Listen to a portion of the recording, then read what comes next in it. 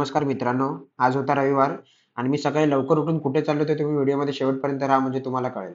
आज नाश्त्याला पोहे होते. नाश्ता करून निघालो, लिफ्ट पकडली आणि खाली आलो.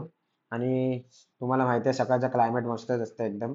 आणि आपली हायाबुजा काढली आणि निघालो. रस्ता पूर्ण खाली होता संडेला. मग एकाला घ्यायचं होतं, तो मैदानात थांबलेला, त्याला तिकडून घेतलं आणि डायरेक्ट गाडी पार्किंगमध्ये लावून स्टेशनला पोहोचलो. स्टेशनला लाईन बघा यार किती आहे. मग तुमच्या भावाने ऑनलाईन तिकीट काढली इथून.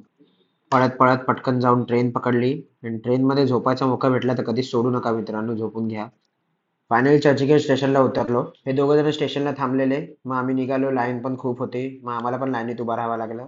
मग उभं राहिल्यावर शेवटी वरती पोहोचलो, एंट्री वगैरे केली आणि त्यानंतर डायरेक्ट वानखेडे स्टेडियममध्ये पोहोचलो. आणि हे बघा की व्ह्यू, मस्त व्ह्यू होता वरतून. मग आपले पॉवेल दादा होते मैदानासमोर. मग यार थम्सअप वगैरे पिलो आम्ही थोडंसं. त्यानंतर आमचे बाजूवाले काका मस्त एन्जॉय करत होते, नाचत वगैरे होते. तर बोला आपण का नाही नाचायचं. मग आम्ही पण थोडं नाचलो वगैरे. आपला भाऊ पण नाचला आहे बघा. भूक लागलेली खूप म्हणून चिप्स घेतलेले.